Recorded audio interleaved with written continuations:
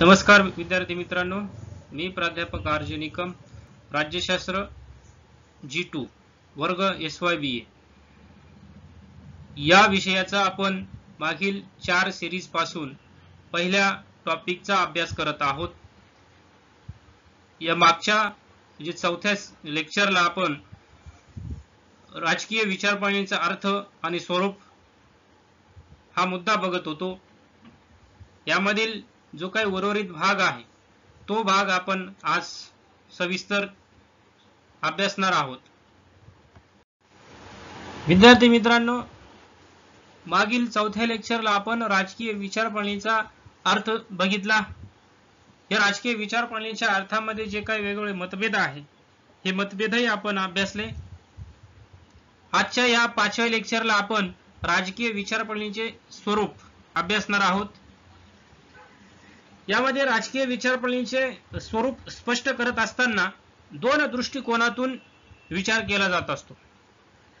यात प्रामुख्याने विचारप्रणाली हा विचारांचा संच आहे की विचारांचे शास्त्र आहे याबाबतचे प्रवाह आढळत असतात। पुढील जे काही मुद्दे आहेत या मुद्द्यांच्या माध्यमातून आपण विचारप्रणालीचा स्वरूप बघणार आहोत।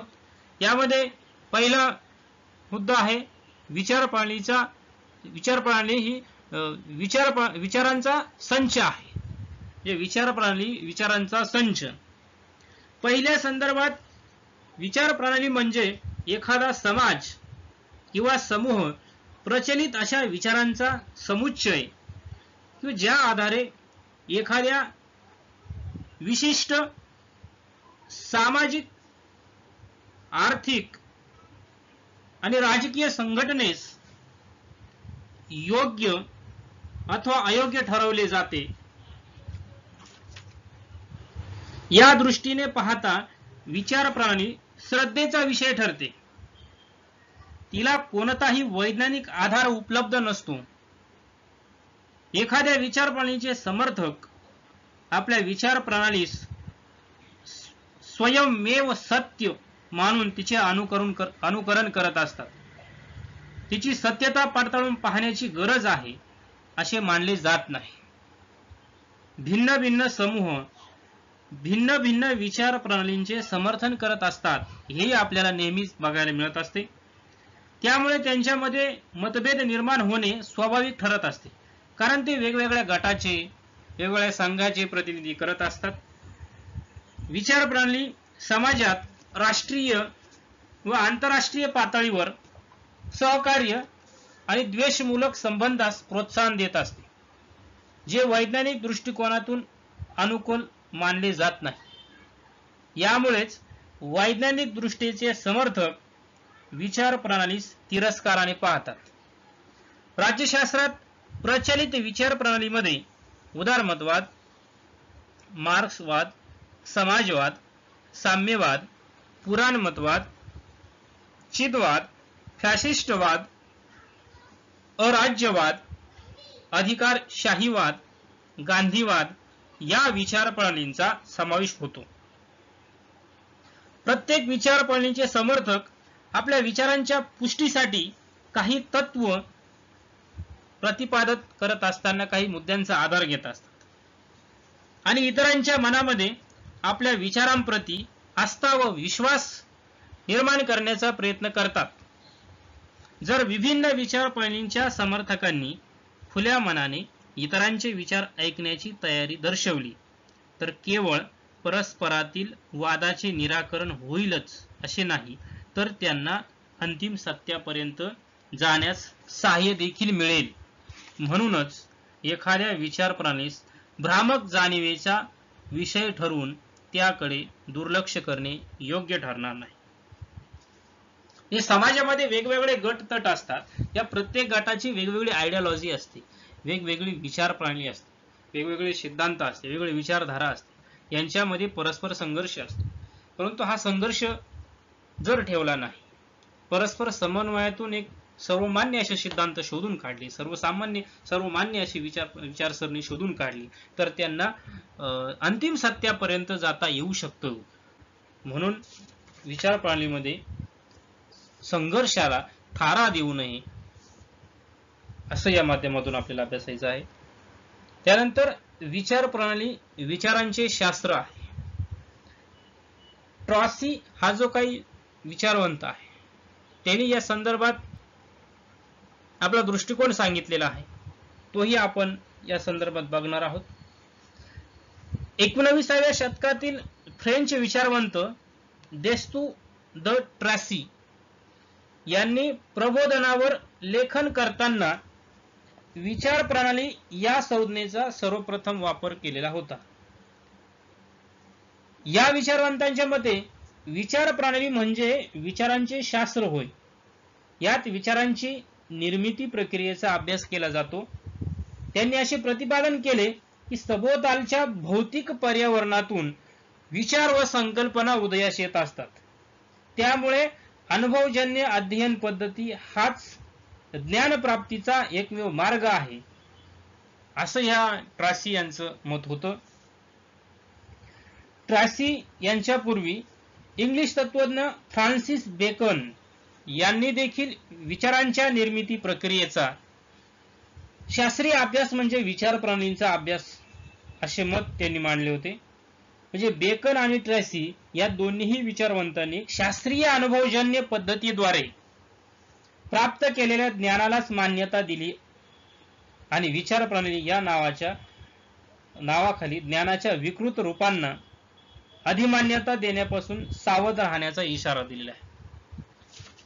म्हणजे जे आपल्याला डोळ्याने दिसतंय, ज्या गोष्टींचा कार्यकारण भाव आहे त्याच गोष्टी सत्य मानायच्या आहे, असं या ट्रॉसी आणि बेकन ह्या विचारवंतांनी सांगितलेलं आहे. यापूर्वीच्या लेक्चरमध्ये तुम्हाला मी सांगितलेलं होतं की काही अंधश्रद्धांच्या काही विचार प्रणाली असतात, विचारसरणी असतात. तोही त्यांचा विचार असतो, त्याला विचार प्रणाली म्हणायचं का? तर इथं हा मुद्दा स्पष्टपणे खोडला जातो की ट्रॉसी ह्या विचारवंतांचं मत जे आपल्याला दिसतंय, ज्याचा आपण अनुभव घेऊ शकतोय, वैज्ञानिकतेच्या आधारावरती ज्या गोष्टी सिद्ध झालेल्या आहेत, अशाच गोष्टींना विचार प्रणाली म्हणायचं. म्हणजे ज्ञान जे सत्य आहे त्यालाच विचारसरणी म्हणायचं आहे. यानंतर मार्क्सचा दृष्टिकोन जो आहे तोही आपल्याला अभ्यासायचा आहे. म्हणजे मार्क्सवादाच्या दृष्टिकोनातून विचार प्रणालीचे स्वरूप कसं राहिलेलं आहे. तर मार्क्सच्या नुसार विचार प्रणाली एक विकृत रूपांचे विश्लेषण करण्यास सुरुवात झालेली आहे मार्क्सच्या काळापासून. खऱ्या अर्थाने म्हणजे विचार प्रणाली ही विकृत स्वरूप आहे असा विचार मार्क्सने सांगितलेला आहे विचार प्रणालीच्या बाबतीमध्ये. या कार्ल मार्क्सने आपला एक जर्मन आयडियोलॉजी हा एक ग्रंथ लिहिला होता. त्यानंतर a contribution to the critique of political economy या दोन ग्रंथांमध्ये विचार प्रणालीच्या स्वरूपाविषयी त्यांनी चर्चा केलेली आहे. त्यात विचार प्रणाली म्हणजे भ्रामक जाणीव असते अशा प्रकारचा विचार मार्क्सने मांडलेला आहे. या विचार प्रणालीविषयी विचार प्रणाली एक मिथ्या जाणीव आहे, सगळ्या पोकळ गप्पा आहे, सत्य काही नाहीये, असं या मार्क्सचं मत होतं या विचार प्रणालीच्या बाबतीमध्ये. त्याच्यामध्ये सामाजिक विकासाच्या प्रक्रियेत लोकांच्या भौतिक गरजा वृद्धिंगत होतात, परंतु सामाजिक जाणीव तुलनेने पाठीमागेच राहते. फ्रेंच क्रांतीने स्वातंत्र्य, समता व बंधुता या तत्वांची घोषणा देऊन लोकांची अधिमान्यता मिळवली, परंतु वास्तवात नव्याने उदयाला आलेल्या मध्यम वर्गाचे हितसंबंध जपण्यासाठी केवळ स्वातंत्र्याचीच हमी दिली गेली. परिणामी हे स्वातंत्र्य समाजातील मुठभर लोकांचेच स्वातंत्र्य ठरते आणि समाजामध्ये आर्थिक विषमता निर्माण होते आणि अर्थात ती झाली पण. अशा प्रकारे मार्क्स व एंगल्सने विचार प्रणाली केवळ भ्रामक जाणीवांचीच निर्मिती करतात आणि प्रत्यक्षात सर्वसामान्यांच्या शोषणाचे साधन बनतात असा एक युक्तिवाद विचार प्रणालीच्या बाबतीमध्ये केलेला आहे.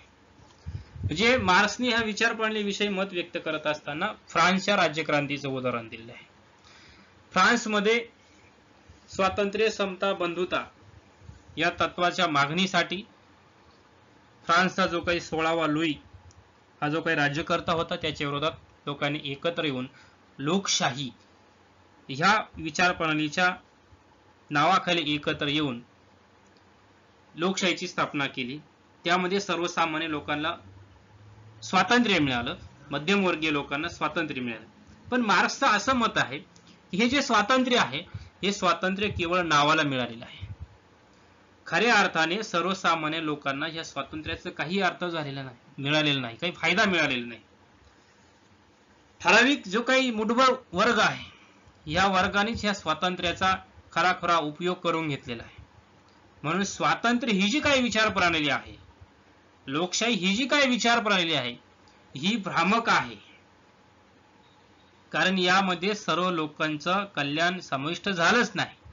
म्हणून कार्ल मार्क्स आणि त्याचा जो काही मित्र होता एंगल्स यांनी सांगितलं की विचार प्रणाली ही मिथ्या जाणीव आहे, भ्रामक स्वरूपाची जाणीव आहे. यानंतर जॉर्ज लुकाच म्हणून एक विचारवंत आहे, त्यांनीही या राजकीय विचार प्रणालीच्या संदर्भात अर्थ स्वरूप स्पष्ट केलेला आहे. मार्क्स नंतर जॉर्ज लुकाच या हंगेरियन मार्क्सवाद्याने हिस्ट्री अँड क्लास कॉन्सेशन्स या ग्रंथामध्ये विचारप्रणालीच्या मार्क्स प्रणीत नकारात्मक अंगास बाजूला सारून विचार प्रणाली ही मूलतः भांडवलदार व सर्वहारा या दोन्ही वर्गांची जाणीव व्यक्त करते असे प्रतिपादन केलेले आहे. या अर्थाने मार्क्सवाद या सर्वहारांच्या वैचारिक आविष्कारच आहे.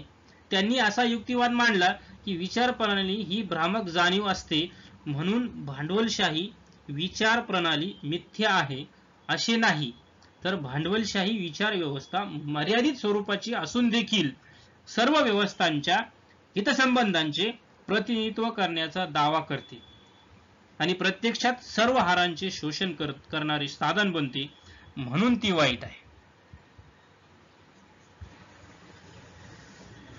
विद्यार्थी मित्रांनो, अशा पद्धतीने या 3 ते 4 मुद्द्यांच्या आधारे आपण विचारप्रणालीचे स्वरूप अभ्यासलेलं आहे. यापुढील जो काही भाग आहे विचारप्रणालीची व्याप्ती हे आपण पुढील लेक्चरमध्ये अभ्यासूया. तोपर्यंत आपण इथेच थांबूया. धन्यवाद.